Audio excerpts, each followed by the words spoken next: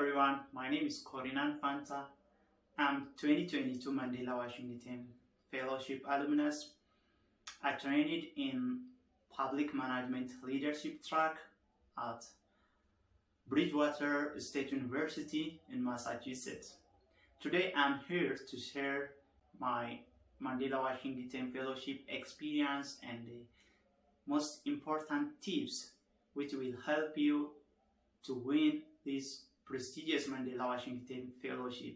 I actually prepared this video based on questions from different applicants. They reached out to me through social media and asking me different questions, and it is difficult to answer for all applicants who ask questions specifically. So I prepared this video.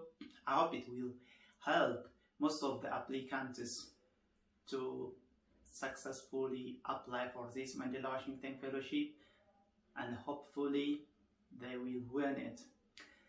So without wasting time, let's get started.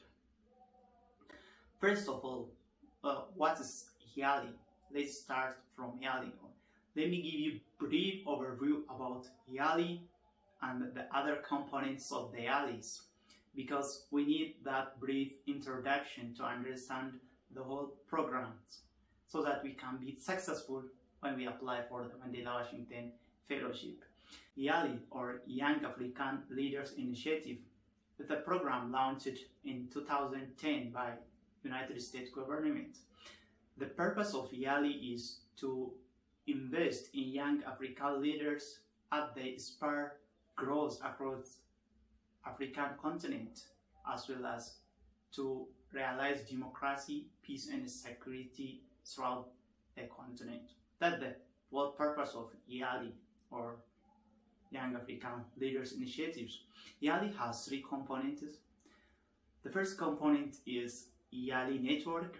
This YALI Network is an online community, very vibrant pool of young African leaders, where you can learn from each other, as well as where you can share information, your impact story.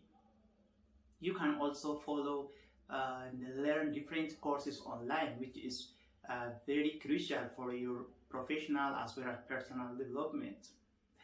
The second one is YALI Regional YALI Regional Leadership Center. This YALI Regional Leadership Center is also a wonderful training program. It gives in-person as well as online training program, which is mostly focused on leadership skill development as well as professional development. This Regional Leadership Center is open to use between the age of 18 up to 35 years. 18 to 35 years. It's mostly based on geographical location. For instance, one is in the Kenya, mostly serve the East African regions. The other is in the South Africa, University of South Africa. Actually, they are based in the Higher Education Institute. So in the University of South Africa, for those young leaders around South Africa, that means that not the country, but around South Africa region. The other is in Ghana. This for West Africans. The last one is in the Senegal, Dakar. What makes more unique in the Senegal one is that it is provide training in the French language. So this is a good news for French-speaking individuals and those residents of French-speaking countries in the Central as well as in the West Africa. So you can apply also for this regional leaderships training, because it's also prestigious and it is very inspiring, as well as you get more skill, especially leadership skill from that, and you can also build connection with young African leaders in your region as well as in different region. So go for it. That one is also the best program.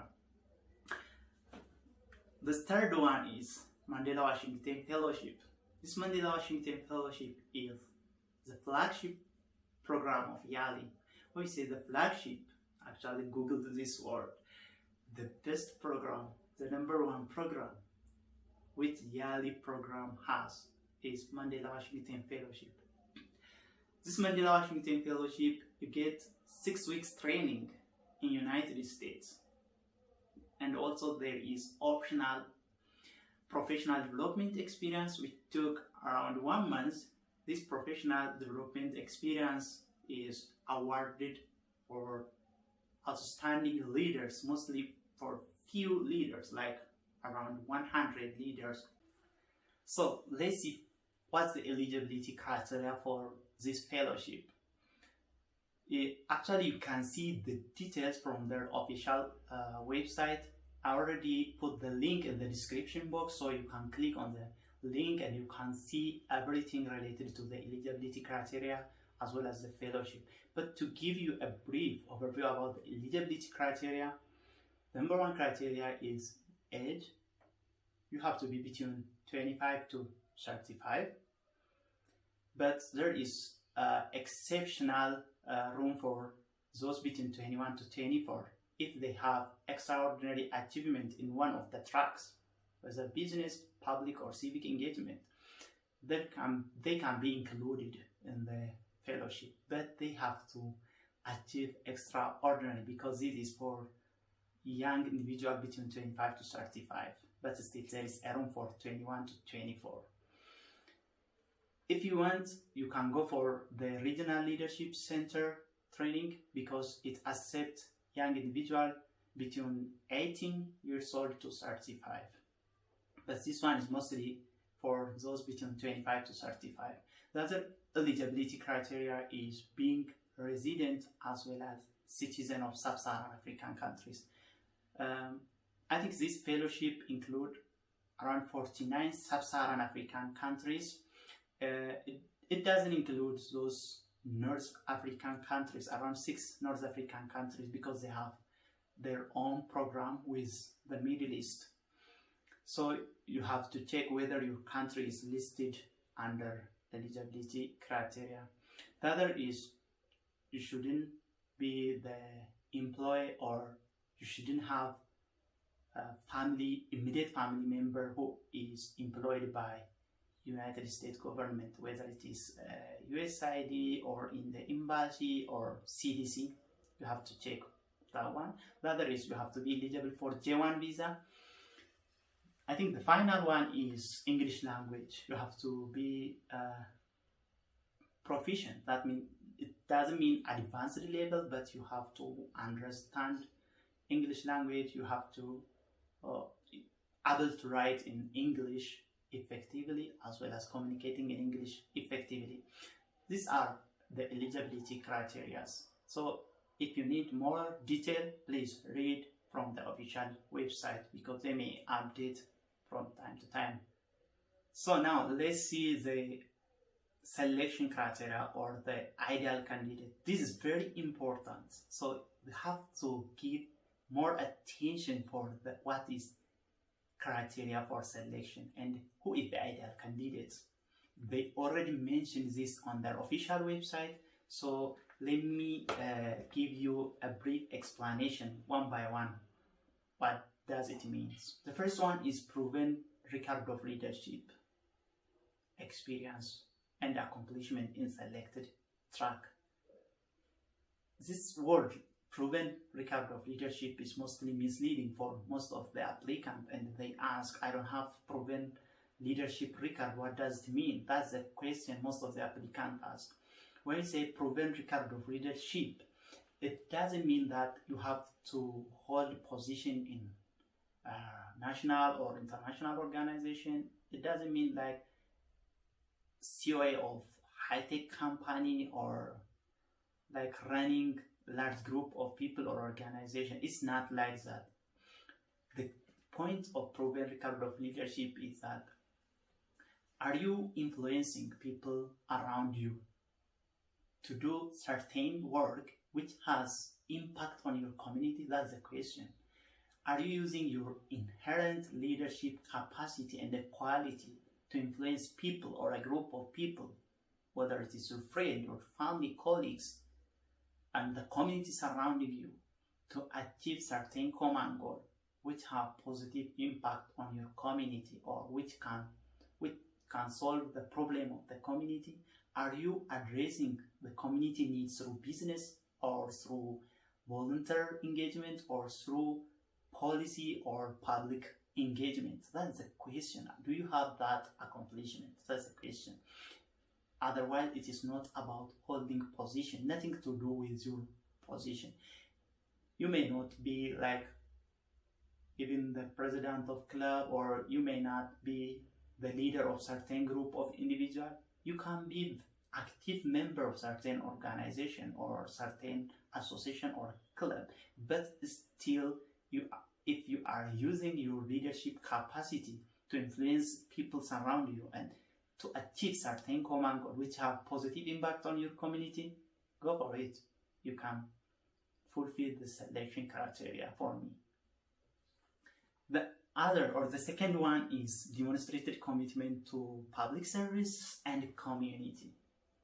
This one is the core selection criteria for me when I analyze this selection criteria, because more of these selection criteria revolve around community. So the community should be at your center of work, whether you are businessman, whether you are civic or public management.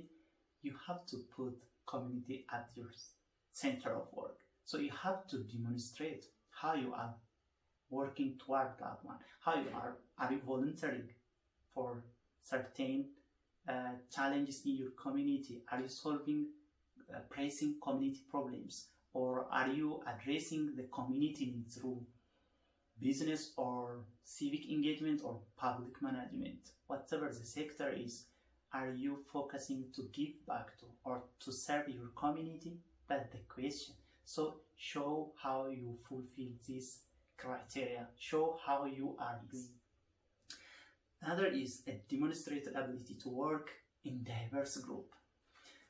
This is very essential because you are going to get the training in the new environment and the United States setups and environment. Again, those fellows are from around maybe 20 countries or 15 countries, but they are all different, come from different background, different culture. So if you are not familiar, if you are not comfortable working with people from different background, like maybe political ideology, sexual orientations, or ethnic background and a different language, if you are not comfortable with that, you may not get more benefit out of this fellowship. That's why they are asking, are you working with diverse group? And even in this current era, unless you embrace the diversity, it is difficult to be a leader, because we have diverse individuals in most of African countries. If you see, like, they may have around 100 tribal or ethnic groups, or 50, they are more diversified. So you have to have more experience in working with diverse individuals, and you have to show this in your application essay, because this is one criteria you are going to be rated on. The other is strong social skill and communication skill. These two are very important because your communication skill is very important, especially during the interview stage as well as during the fellowship.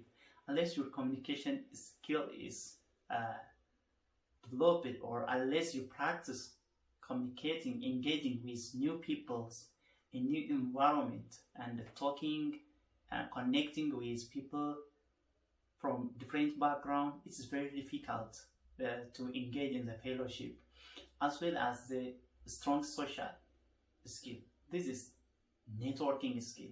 Unless you have strong social and networking skill, especially, you get a little benefit from this fellowship, because almost the aim of the fellowship is to develop collaboration, networking, and connection between fellows from different countries as well as American communities or those professors at higher education institution, and there's also with American organization and the companies. So you should develop your networking skill. You have to reach out to other alumni, you have to join social network groups. Maybe one best group platform you can join is YALI network. You can join YALI network and you can connect with other alumni, with other vibrant young African leaders, and you can improve your connection skill. You become comfortable talking to the strangers, talking to people from different diversity before the fellowship, so that you can get more benefit from the fellowship. The other is energetic and positive attitudes. Throughout your application essay, you have to show that you are motivated, passionate about what you are doing.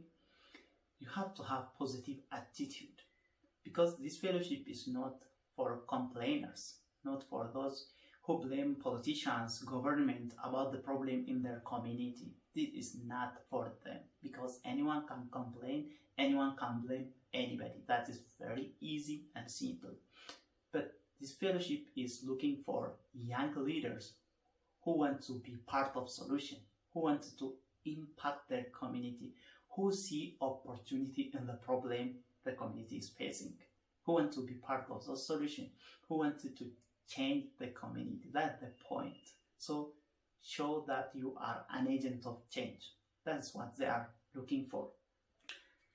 The other is demonstrated. You have to demonstrate a commitment to return back to sub-Saharan Africa or your home country after the fellowship. This one is somewhat tricky during interview stage, because you don't know the question, which one is going to be assessed. But during the application essay, this is mostly rated on your future career plan or your future plan.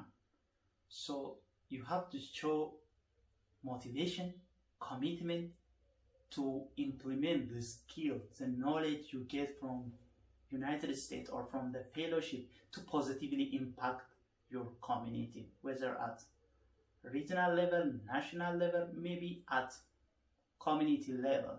It doesn't matter the level is, but you have to show commitment. That means clear plan, what you wanted to do with the skills from the fellowship in your home country.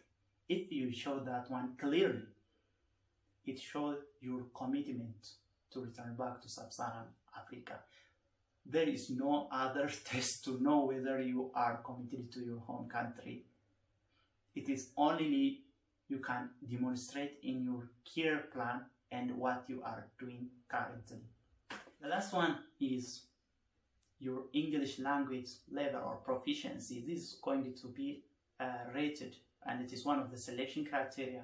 So you have to give due attention to your application essay. When you write, it should be free from grammar error, free from punctuation error or spelling error. You have to proofread again and again so that it clearly convey your message, so that the reviewer understand. Otherwise, if your English language is very poor, even if you have some accomplishment and leadership experience, the reviewer is not going to get your idea. It's difficult for them to summarize the overall theme of your work. So read it again and again and proofread. Ask others to read your application essay so that you can correct those ambiguous words or jargon words which is difficult to understand, and mostly so that you can edit your application clearly before submitting, because this is for one of the criteria they are looking for. So let's see the 3 tracks of Mandela Washington Fellowship. There are 3 tracks that you have to put in order based on your preference. So the first one is business and entrepreneurship track, or that is business leadership. The other is civic engagement leadership and public management leadership. You have to put this in order of your preference, because the preference or the order of these 3 tracks is very important, because one thing, it should be linked with your previous experience, accomplishment, and your future career plan or professional development and what you wanted to do. So bear in mind, just focus on the one which is in line with your experience, accomplishment, and future plan, and put that one in the number one, and order the other based on your preference. So you are going to put 3 of them in your application, but you have to order it based on your preference.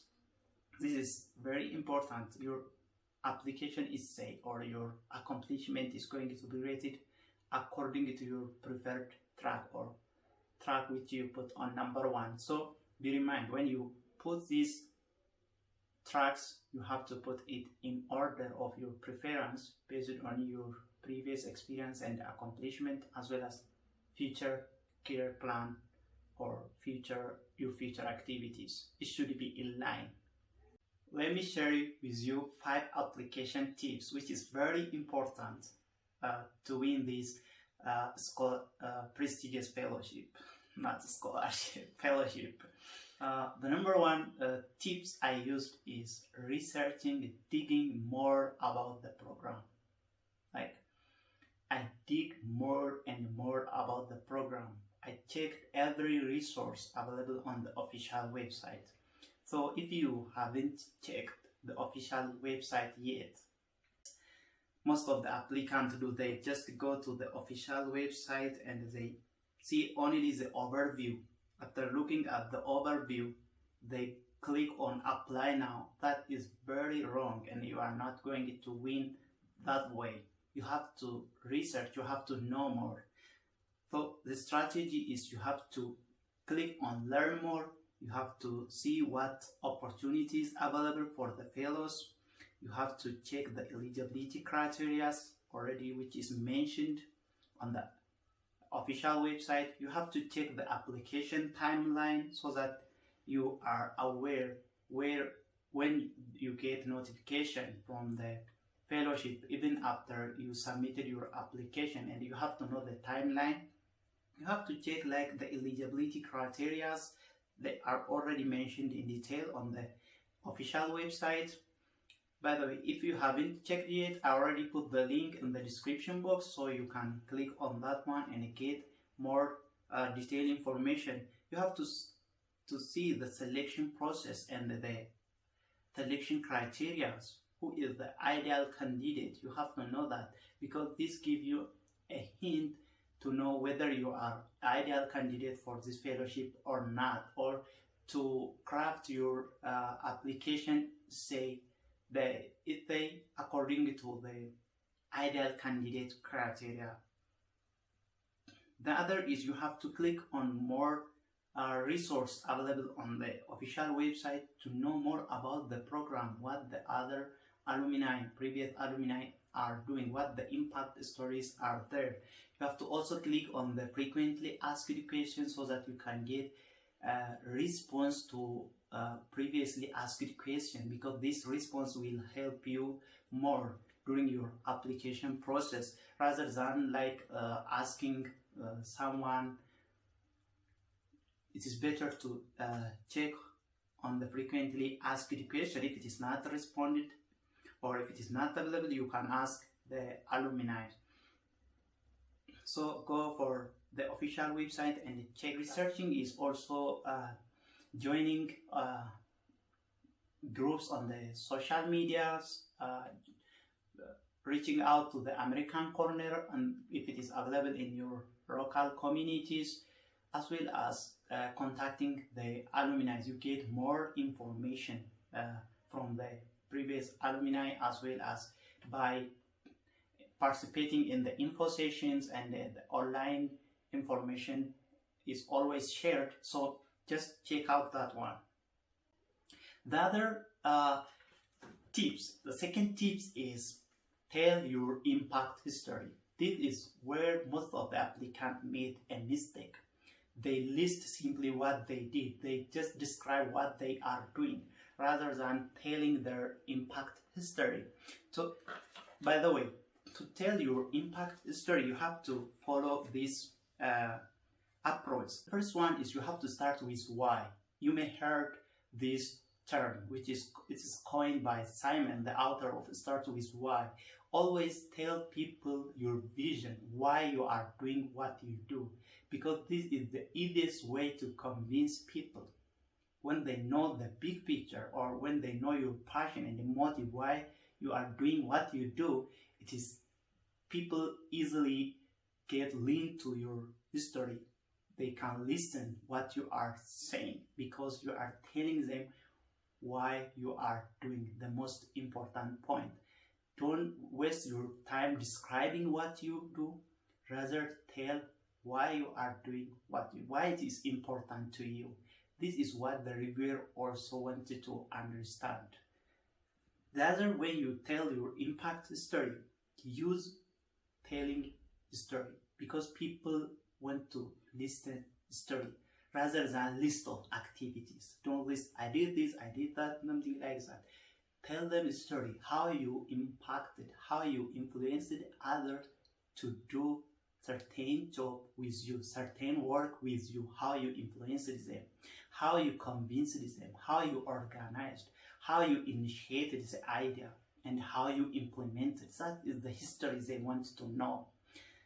The other is when you tell your impact story, show your data, use figure, bring your data to life. They want to know the statistics, whether it is small, big, it doesn't matter, but give number, give figure to your data, how many people you reached, how many use you impacted, how many area you have reached, what problem you address at what level, or is that related to the environment, is that within a small community, or is that in the big city, or at regional or national level. So sometimes if it is difficult to put a number, put it in the level, like if it is not related to human being or something like that, put in the level, or you can find out because you know more in detail what you are doing, so you can measure it in number, put it in statistic, because people believe data most of the time rather than giving them irrelevant statements. The other, when you tell your impact story, you have to bear in mind is like use the same language the reviewers use. This is very important. You have to use the same language they use. You have to sound like a leader. To sound like a leader, you have to use the leader vocabularies, like I initiated this, I started this, I pioneered at this, I led this group, I organized, I volunteered, empowered, inspired, influenced, persuaded, so on. So use those terms, use the same language the reviewers use, and sound like a leader so that they can get your impact history, so that they can get that you are a leader. So I say it again, sound like a leader when you write your application essay. So last one is make it brief. When you tell your story, make it brief. Less is more. Always make it brief. Don't bore the reviewer. If it is large and if it is boring, it is difficult to comprehend. It is difficult to summarize for the reviewer. It is difficult to get what the essence of the application is. So make it brief. Make all the word count. So respect the word limit too. The third point is be the best version of yourself.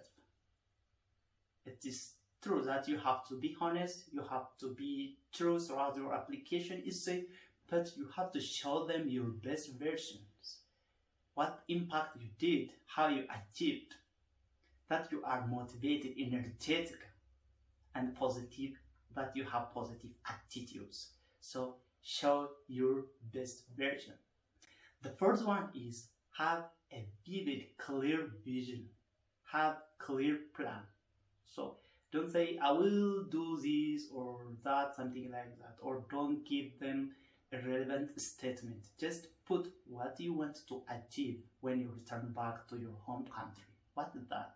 define that one, put that one clearly, and why you want to do that work, and just put the time frame for it, from this to this, and tell them what skills from the leaders or from the fellowship you are going to adapt and you are going to use to achieve your plan. If you show a clear plan after the fellowship, that's the best way to win this prestigious fellowship. Write brief, as I said, brief and concise essay. It should be within the word limit. It should be free from jargon, ambiguous words. It should be more simple to understand, so that the reviewer easily get your idea, impact story, and what you are saying. So when you write, make it like free from punctuation, grammatical error, spelling error, proofread it, edit it again and again. I will repeat this. Submit brief and concise application or essay, and proofread it again and again. You can give it to someone else you trust, because nowadays we may not get positive comments even from friends. So you have to be also careful when you select someone who is going to review for you. It's better if it is a previous Mandela Washington Fellows, or if it is. Now let's see the application essay one by one, and I'm going to share with you what you have to include, how you have to respond to the application essay, because this is the question most applicants ask every time they get into information session. They ask how we can put our achievement. I do have multiple achievement. I have volunteered this, I did that, which one I include? How to approach the application is that the common questions applicant ask. And it's also, I have struggled with this question previously, because I have applied 3 times, not for Mandela Washingtonship, one for Mandela Washingtonship previously, then for regional leadership. I didn't get selected. Then I applied for Mandela Washingtonship for the 2nd time. Luckily, I get the fellowship on the 2nd time, actually. So this is what we struggle to, and every applicant asks this question. So let's get started directly. The number 1 question is, what's your major professional accomplishment with the last year? Like your major professional accomplishment within the last year, and your long-term goals and aspiration. Why have you chosen this work? As you see, this question is not a single question. It is asking your recent accomplishment, your long-term goal, and your passion or your motivation, why you are doing this work. As I have mentioned in the tips, the why is also very important, and you can see it even from this question. So the first thing is break down this question. The first you have to write is, what is your accomplishment? You have to state your accomplishment. What's your accomplishment? Please, it's better if you start with why, as I have mentioned, why you do what you do. Then describe the work. Tell them what you did, how you did. Show those vocabularies. Get leader, sound like a leader. When you write like a leader. How you initiated, how you started, how you inspired, how you changed it, how you transform it, whatever it is. Just put it in coherent manner, as well as in this application. What you have to do is select one accomplishment, because it's difficult to give detailed information. What they need is how you did what you did and why you interested in the work. So just select one of your achievements that you're proud of. What is it? When you did it, what is your role and how. If there is any challenge you overcome and you faced and overcome, please state that one. Then please don't leave out the data, the figure, your impact, how it impacts your community.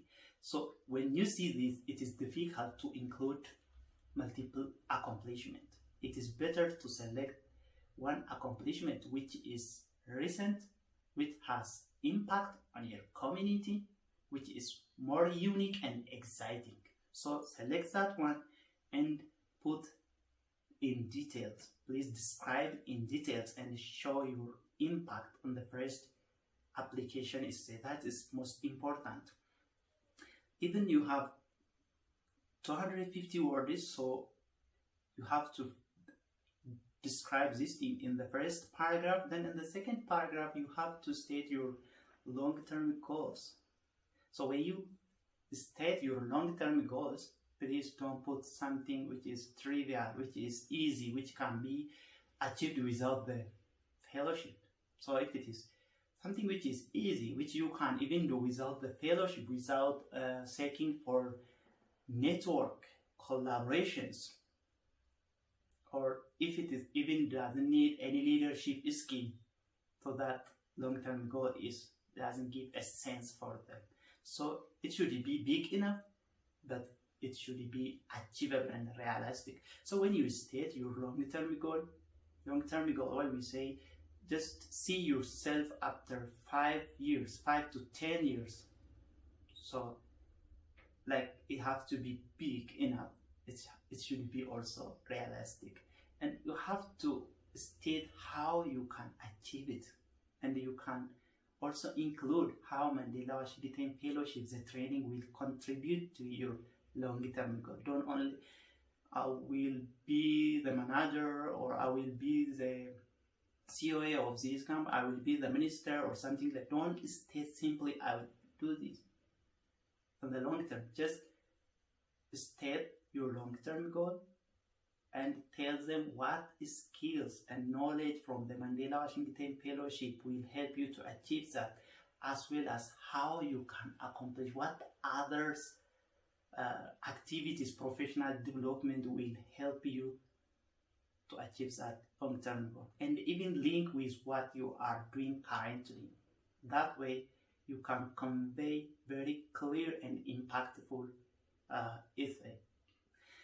The second question, this is for me, like, it's very tricky because it's difficult, but this one is also difficult and it is important. Like, what skills and knowledge do you hope to gain from the fellowship? Skills and knowledge. How will you use those skills in your home country within the next 3 to 5 years? This is asking specific skills and knowledge you hope to gain from the fellowship. So you have to know first what skills and knowledge are you want, what you want from the fellowship, what skill you want, and the knowledge you want. So those skills and the knowledge should be in line with selected track.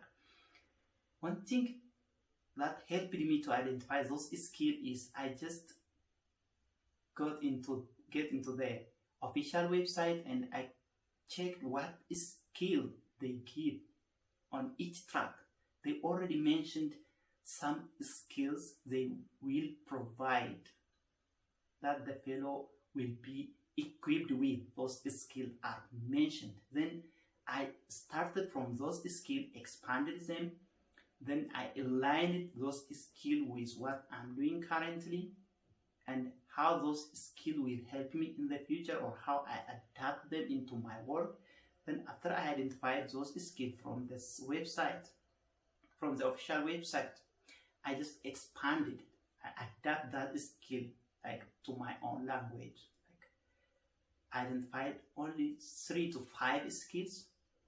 Then what I did is I write like, I will get this skill. I hope to get these skills through site visit, through from the command leadership curriculum, through interacting with the fellowship, maybe through interacting with American community, from the site visit observation of these cities. I just checked what components are, what are the package of the fellowships.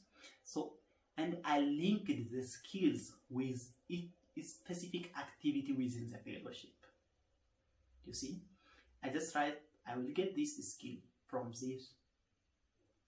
Then I will adapt this to my future work. That is how I wrote my application. So what you have, please specify 3 to 5 skills which is aligned with your selected tracks. Then, and how you acquire that skills. How you acquire that skill. In the last paragraph, please, first, what is your intermediate goal? 3 to 5 years means intermediate goal. So just specify, state what is your intermediate goal and how this skill is going to benefit you, how you can adapt, how those skills enable you to achieve or to implement your intermediate plan. So this intermediate plan should be in line with your long-term plan. Don't forget that one too. The third question is, what community do you most hope to reach and engage through your work? How are you working towards this goal now? And what else do you hope to accomplish in the future? So as you see, this is also a sort of question like, what community do you want to hope to engage or to reach? This is one question. How are you working towards this goal now? This is the second question. And what else do you hope to accomplish in the future? This is the third question. So this is a bundle of questions. So it is not a single question. Try to address all the 3 questions. First, think what community is getting benefit from your work currently, because it is asking you in the second, how are you working towards this goal now? So you can manipulate this question. You can, not the question, the response. You can respond first how you are working towards this goal. Like you can say what community is getting benefit from your work. You can state that one. Then how will you scale up this to reach larger community or to reach different community? How you scale up, because it should be in line with what you are doing, with community you are reaching, engaging currently. Then starting from that, using that as a stepping stone, what community do you want to reach in future, especially after the fellowship? In the future, always say in the future. So this future is asking in the third question, also is asking in the first question, the long-term goal, and the second question, there is intermediate goal, 3 to 5 years. So this community should be also in line with your plan in number 1 as well as on the number 2 with the question, your intermediate goal and long-term goal. So the question is simply, what community do you address through your intermediate goal and long-term goal? So this community should be in line with that. This question is always in line, coherent. So you have to know this one. Don't make a mistake, because your application should be coherent. It should have one main thing. That's how it is asking. So think what type of community you are going to engage through your intermediate, like from 3 to 5 years on the number 2 questions.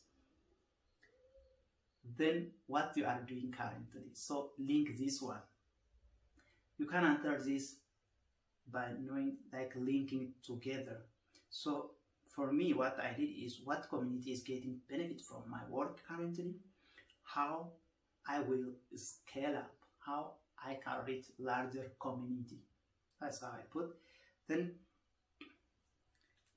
I state that what skills and knowledge skills I need to reach those community, and how Mandela Washington Fellowship will help me to reach those community. So I detailedly explain why the community is important to me, why I want to reach that community. So you have to be also careful, and you have to write this way. You have to address all the three questions. The first one is provide a specific example of how you have committed yourself to diversity, equity, and inclusion in your profession or personal life. This already we have, I have mentioned this one because it is one of the selection criteria too. So you have to show how cooperative you are in the diverse group currently, how you are working in the diverse group. When we say diversity, it is not only like the race or ethnic groups, it is gender issues, minority groups, disability issues, or people in low socioeconomic status, children issue, old age issue. So this all diversity, different political ideology, religious ideology. How are you working with such diverse group currently? How you are entertained through your work or personal life? So in this one, you can give a specific example. Just don't state, I have friends from different ethnic background, or my organization is diversified. No. Give them a specific example how you commit yourself to these values. And also, if you face challenge during like including diverse group in your work or in your organization, or working with diverse group, you can also tell the story how you overcome those challenges. That is the best way to. The fifth one is describe a specific instance. This is about the pandemic. So I think this question is self-explanatory, and I'm not going to describe this one. You can write it because it is easy. It's asking you what you contributed and what you learned from that as a leader. So you can write this one. The final one, mostly this is related to the number 4, like the fourth application is say like about diversity, equity, and inclusion. And the number 6 is asking you explain a situation where you have worked with people from different background, identity, perspective, and had to use your leadership skill to resolve conflict or disagreement. How you resolved disagreement and conflict which is arise due to working with people from different background, different identities or perspective. That's the question. So this is simply when you work with people from diverse backgrounds, identity, and perspective, this opens a door to conflict and disagreement. This is obvious. So the disagreement and the conflict is not to the like physical violence or to the crime or something like that. This is maybe simple disagreement on work or personal life and whatever it is on your organization. You have to think of that. So how I approach this question is that I asked myself, what was the situation that caused conflict or disagreement? What the situation? I first describe the situation which caused disagreement and conflict. Second, I state how the conflict of the disagreement get a form of identity, different identity, or a form of different background or different perspective, like how the conflict get ethnic form, religious form, or identity, different identity form. Then I state how I resolved the conflict. So don't make a mistake when you say you resolved the conflict. Don't blame the other part. Don't blame the other person. Don't make the other person wrong and you are always the right one. If you are wrong, if you made a mistake, state that one, that's your mistake, and that if you have apologized, state that one. And don't blame, if you are someone who blames the others from the beginning, you didn't solve the issue. So don't make that mistake. And finally, please put in simple sentence or in 1 or 2 sentences how you prevented, what step you took to prevent that type of conflict or disagreement from arise in the future. How you prevent that conflict and disagreement. Please put that one, because better as a leader, it is not your mandate or your job is not only solving the conflict or disagreement. It is better to be proactive and to prevent conflict and disagreement, because it's difficult. We can't decrease conflict and disagreement. We can't make it zero. Okay, we can't avoid at all. But it is better to take some steps to prevent conflict and disagreement. Thank you so much for visiting, for watching this video until the end. Okay, thank you so much, very much, and I hope this video will help you much on your application process. If you have any questions and clear points, you can put in the comment box. I will answer at any time. I'll give a detailed answer for you, so don't worry, put on the comment box. If you like this video, please smash the like button, subscribe to this channel. God bless you.